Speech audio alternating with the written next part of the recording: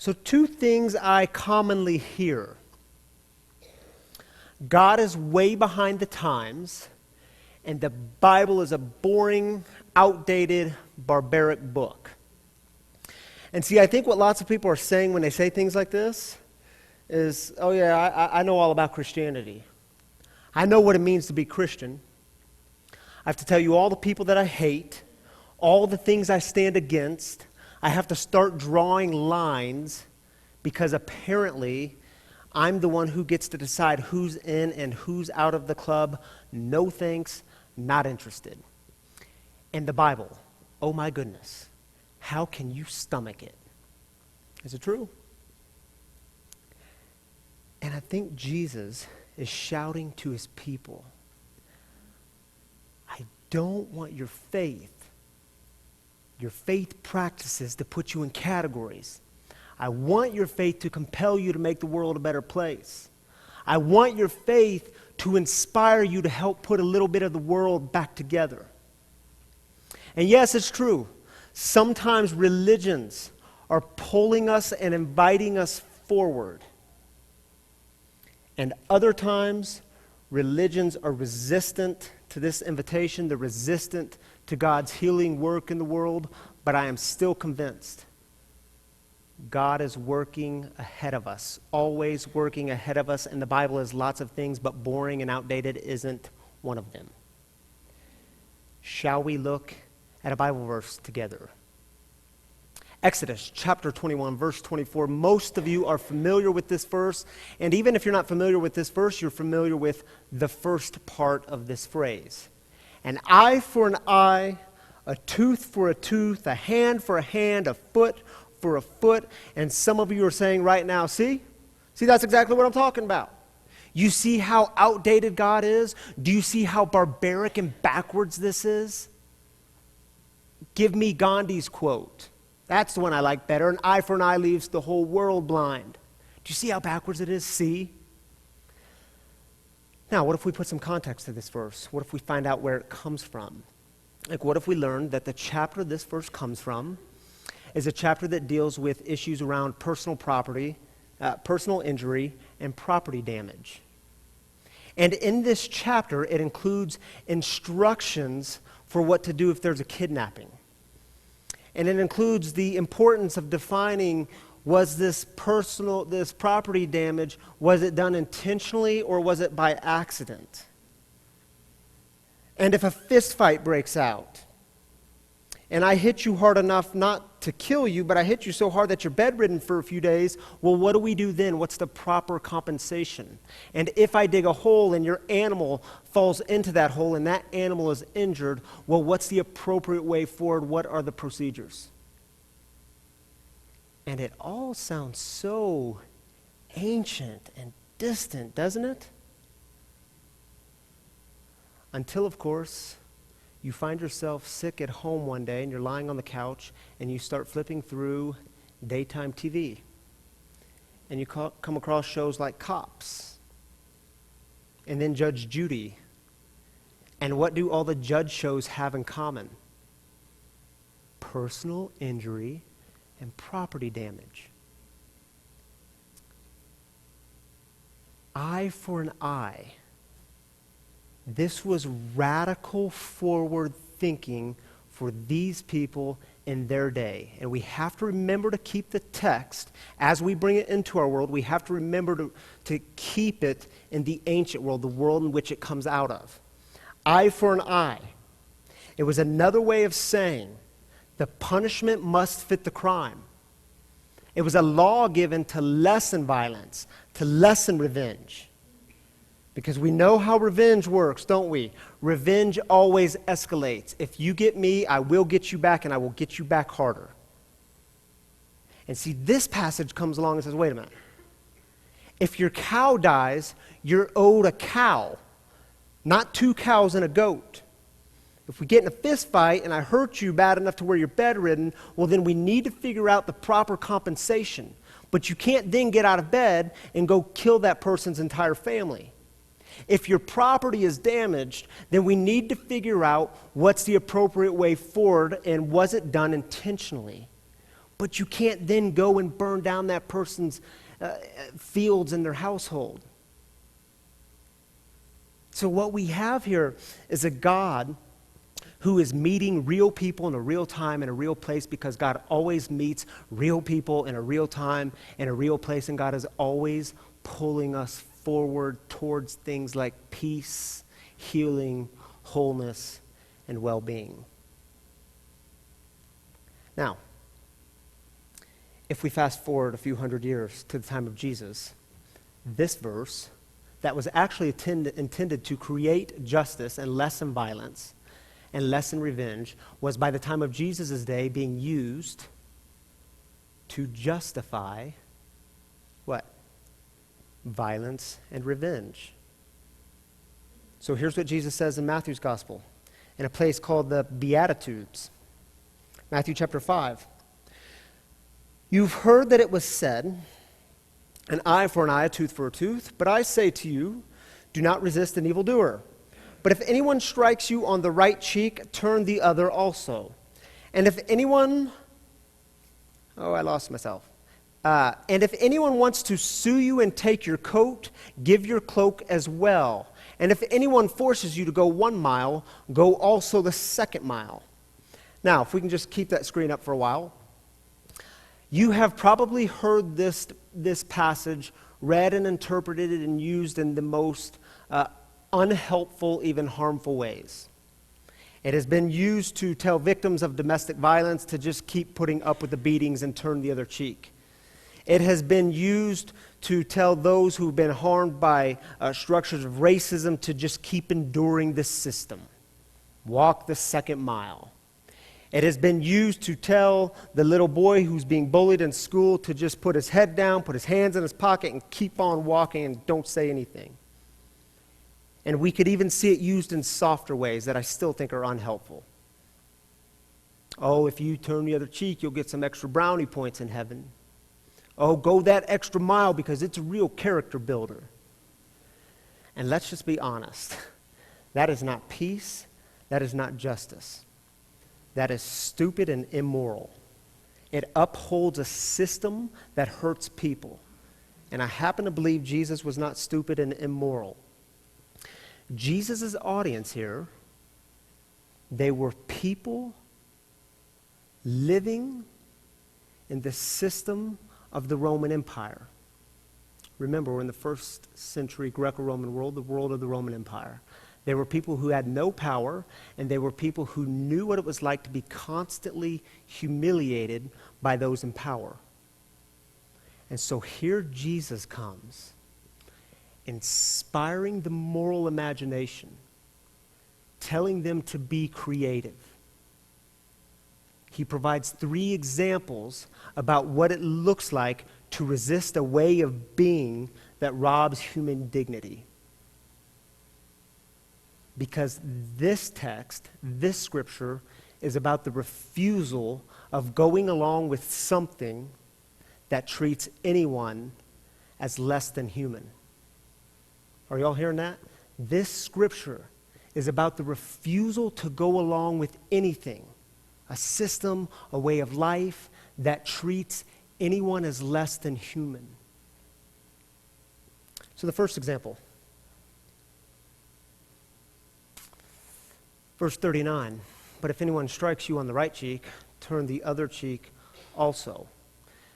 Now it's important to know, in the 1st century Greco-Roman world, the most humiliating thing you could do to someone would be to give them the backhand slap. We have examples of masters doing this to slaves, men doing this to women, Romans doing this to Jews. Why would Jesus say to already suffering people to turn the other cheek? And for this, I need a volunteer. An adult volunteer, to be specific. My boy, Eric. Oh, man, I messed up on this one. Hey, let's just go ahead and pick the biggest guy in the room. And so I should keep you down there, but let's bring you up on the stage here. Oh, man, y'all are going to see why this is going to backfire. Okay. Now, there's a couple things we need to know about the 1st century Greco-Roman world. If I am the Roman, particularly the Roman soldier, and Eric here is the lesser Jew. Yes, if you could get on your knees. There's a couple of things I would never do. First, I would never hit Eric with a closed fist, because that would mean he's my equal, and he, of course, is not my equal. Also, and why that's important is because that would be invoking a fist fight, and this isn't a fist fight, this is an insult. And I don't want to pick a fist fight with this guy. Another thing I wouldn't do, I would never hit him with my left hand, because as you know, the left hand was the hand used for unclean tasks only. And I'll let you all figure out what those unclean tasks are. So, if the text is telling us, if anyone is to strike you on the right cheek, turn also the other. Jesus says for him to do this. So if I strike Eric, point to your right cheek, just so everyone, okay. So if I backhand Eric on the right cheek, Jesus tells him to turn the other cheek. What is Jesus doing here? Okay, think about it. I can't then hit Eric with my closed fist, because he's not my equal. I would never stoop to that level. I can't hit him, I can't backhand him with my left hand. Oh, who would stoop that low? I don't want to be that unclean. He's turned the other cheek. He has forced me, the Roman soldier, to walk away in confusion. Thank you, Eric. Yeah, we can give him a round of applause for that. Why does Jesus say to turn the other cheek? Because you are robbing the oppressor the power to humiliate. You are in a very real sense saying, your first blow didn't work. Try again. You cannot take my dignity. Second example. If someone sues you and takes you to court, and they want your coat, give them your cloak as well. Another way to interpret this, if someone sues you and takes you to court, and they want your outer garment, give them your undergarment as well. If they sue you and take you to court, and they want your pants, give them your underwear as well.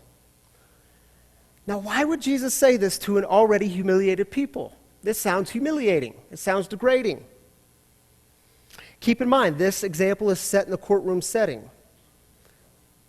And this example is all too familiar to Jesus' hearers. The debtor has sunk even deeper into poverty. The debt can't be repaid, and his creditor has now summoned him to court. And only the poorest of the poor would have only their undergarments left to give. So why does Jesus say this? Think about what this would be doing. You're standing in the court, and all of a sudden you strip buck naked, and then you stand there. What do y'all want next? You want my clothes? Take them. You've taken everything from me. The only thing left is my life. You want that too?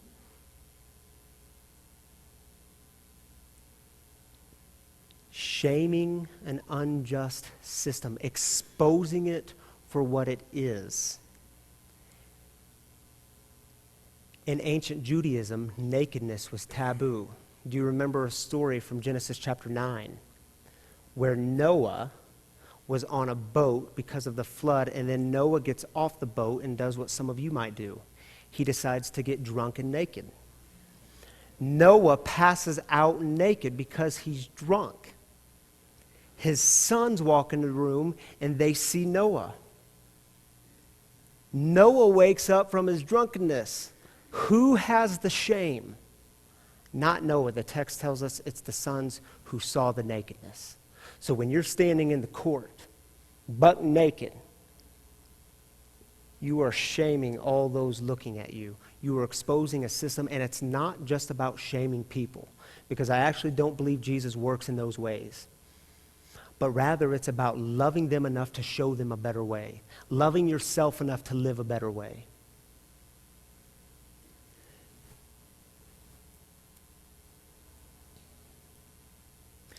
And it's no surprise that the very next text after this one is about Jesus telling us to love our enemies. You've heard it said to love your neighbor, but I say to you, love your enemy. Pray for those who persecute you. Third example. If you're forced to go 1 mile, go also the second mile. Why is Jesus saying this? Already tired, humiliated people. This example is drawn from the Greco-Roman world of laws that limit the amount of forced labor that the Roman could impose upon his subjects.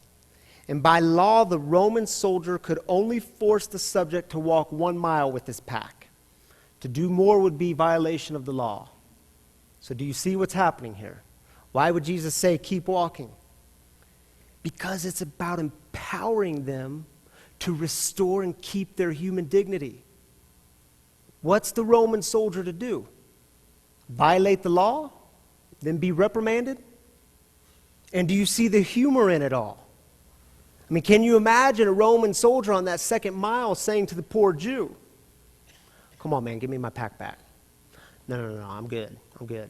Come on, man, give me my pack back. Give me my pack back. You're going to get me in trouble. No, I'm good. I mean, do you see how this is all working? Give me an amen. Give me a head nod. All right. What does all of this have to do with us? Jesus here is talking about a third way. How often does culture tell us there are only 2 options here? You can either do nothing, which we know causes despair. Doing nothing produces despair. Or you could do something that is equally harmful, equally offensive. And we know when we do that, we just keep the violence and the injustice in circulation. We know that doing something equal is what Walter Wink describes as the myth of redemptive violence.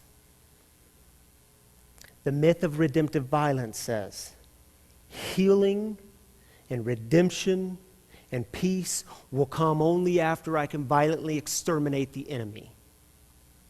And by the way, if you're interested in all of this third way stuff and the myth of redemptive violence, I highly, highly, highly recommend to you this book called Engaging the Powers. It's by Walter Wink. Walter Wink, this is a classic in the field. He is a major player when it came to the development of what is called the third way. This is actually part of a trilogy. The first 2 are called Naming the Powers, and then the second book is called Unmasking the Powers, and then this is the third, Engaging the Powers. And I highly recommend it because he goes deep into the myth of redemptive violence and deep into the third way. And what he does is he traces this myth of redemptive violence all the way back to the Mesopotamian era, to around 1250 BC, with the creation story, the Babylonian creation story of the Enuma Elish, where you had life, creation coming up out of the violent extermination of the other. And then he brings it all the way into our world and says, think about the cartoons that you and I grew up with. I mean, it's the same story. How are heroes produced? Evil enters the story. How do you get rid of the evil? You violently exterminate, and that person or those people then become the hero. And I think Jesus says, yeah, man, I get all that. I get it. And I'm telling you, there is a better way to live. The story is better than this. And what does this all have to do with you and me and Desmond Doss from Hacksaw Ridge? How many of us are hungry for a third way? Have you been wronged or betrayed? And see, what we're told is there's only 2 options here. Oh, you can either walk away and do nothing, or you can get revenge. You can get them back. And I don't know about you, but when I get hurt, I want to get the person back. I want to get them back, and it's not just getting them back. I want it to hurt a little more than they hurt me. And I buy into the myth of redemptive violence all the time. If I can get them back, maybe I can then find my healing and the peace and the redemption. See, I need a third way. And how many of us are hungry for a third way? Because we turn on the news and we see another terrorist attack. Or we see religious people in our own community standing on the necks of the most vulnerable in our community. Or we hear the story of a death row inmate Oh, I love the myth of redemptive violence. Put them to death. Kill them. Get rid of them. Because when we do this, then we'll find our peace and our healing and our redemption. There's only two options here. And how many times are we told by political leaders there's two options here? Oh, whose side are you on? Let me know the category so I know who to hate. Man, we need a third way, don't we? Desmond Doss needed a third way. You know, in one of the opening scenes of the movie, it's of Desmond Doss as a child, and he picks up this brick. He's in a fight with his little brother, and he hits his brother with this brick, and it almost kills him. And see, Desmond Doss is surrounded by violence with an alcoholic father. But he also grew up in the church and was exposed to the teachings and the way of Jesus. And so all these things come together to form and shape him. And he makes the decision that his life will not be about taking life, but it will be about saving life. And so he joins the army as a combat medic. And he goes into the Battle of Okinawa, where there were seemingly two options. You either kill or be killed. And Doss creates a third way. And he saved 75 men on Hacksaw Ridge without ever having picked up a weapon. And see, I don't think this passage from Matthew's Gospel, I don't think it's just about violence and nonviolent resistance. I don't think it's just about the relationship between the oppressed and the oppressor. I think it's bigger than that. I think it points to all the times we fail in our moral imagination. All the times we buy into the lie that there's two ways. All the times we fail to create a third way. I think it points to a God who is always pulling us forward so that we might help put a little bit of the world back together. Check out this scene. If that's not third way thinking, I don't know what is. While everyone else is taking life, I'm going to be saving it. With the world so set on tearing itself apart, doesn't seem like such a bad thing to me to want to put a little bit of it back together.